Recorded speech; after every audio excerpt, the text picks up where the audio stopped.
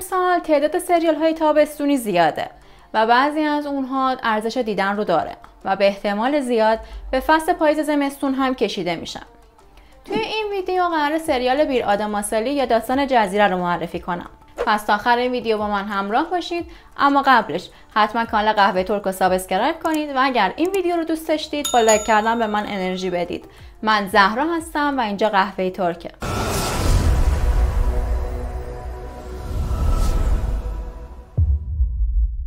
سریال داستان جزیره، نقشای اصلی اون رو آلپ نوروز و آیچه آیشین توران بازی میکنن. اول از همه بریم سراغ کاراکتری که آیچه آیشین توران بازی میکنه، یعنی هازیران، دختری که توی شرکت املاک کار میکنه و برای اینکه ترفیع بگیره و به شعبه شرکتشون توی توکیو بره، یه طرح هتل توی جزیره رو میده. اما برای ساخت این هتل باید یه زمینی خریداری بشه که صاحب اون زمین حاضر به فروش اون نیست. صاحب شرکت هم ترفیع هازیران رو مشروط به این میکنه که یه آتویی از صاحب اون زمین به دست بیاره تا بتونن اون رو تحت فشار بذارن و از اون میخوان به جزیره بره و این کار رو انجام بده. اما هازیران عاشق شهر و شلوغی اونه و از زندگی توی جزیره و روستا متنفره، ولی برای پیشرفت کارش این کار رو میکنه. بعد از اینکه وارد کارخونه صاحب زمین میشه، به اتاق مدیر میره و میفهمه که کارخونه در حال ضرر دادنه و به سختی میتونه اقساط وامش رو پرداخت کنه و اتویی که میخواسته رو به دست میاره. اما موقع خروج با پویراز رو در رو میشه و از همونجا با هم آشنا میشن. اما هازیران اون موقع نمیدونسته که پویراز همون صاحب زمین و کارخونه است، چون به اون گفته بودن که صاحب زمین یه فرد مسن و بد اخلاقه که توی جزیره هیچ کس اون رو دوست نداره.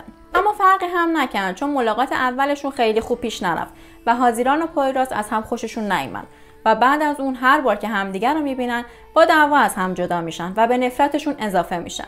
پویراز صاحب اون زمینه که توی جزیره با مادر بزرگش که یه مدت توی کما زندگی میکنه و اون زمین و خونه هم خونه مادر بزرگشه که پویراز دوست داره وقتی مادر بزرگش به هوش اومد توی خونه خودش باشه و از طرفی هم نمیخواد برای ساخت هتل کمک کنه، چون معتقد هتلی که اونها قراره بسازن آرامش جزیره رو به هم میزنه. اما با عکسایی که هازیران از دفتر حساب کتاب اون گرفته و برای مدیرش فرستاده، باعث شد تا بانک با پویراز تماس بگیره و به اون 3 ماه فرصت بده تا وامش رو تسویه کنه. در غیر این صورت خونه و زمین رو مصادره میکنن. هازیران که تو اون لحظه کنار پویراز بود متوجه میشه که یه اشتباهی شده و پویراز همون صاحب زمینه و با عذاب وجدان این که باعث شده پویراز خونه مادر بزرگش رو از دست بده به استانبول برمیگرده. موقعی که به خونه میرسه متوجه میشه مادرش که یه طراح مد سابقه برای آخرین نمایش مدش حسابی زیر بار قرض رفته و مجبورن تنها دارایی که از پدرش مونده یعنی خونه‌شون رو بفروشن. هازیران که خیلی به کارما اعتقاد داره این ماجرا رو میذاره به حساب کاری که با پویراز کرده. تو سفر قبلش به جزیره فهمیده بود که از مادر بزرگش یه هتل متروکه به اونها رسیده که با پویراز شریکه. تصمیم میگیره بره و اون رو دوباره راه بندازه و با کرایه‌ای که به پویراز میده اون بتونه اقساطش رو بده و هم مادرش رو از این بدهی خلاص کنه. اما پویراز زیر بار نمیره و میگه اگه قراره این هتل رو راه بندازیم با هم تو همه چی شریک باشیم. این در صورتیه که هازیران هنوز اعتراف نکرده که اون بوده که باعث مشکلش شده.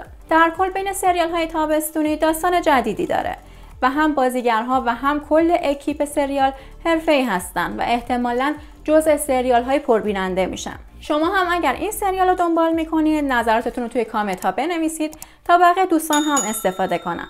ممنون که تا آخر این ویدیو با من همراه بودید. منتظر ویدیوهای بعدی من باشید.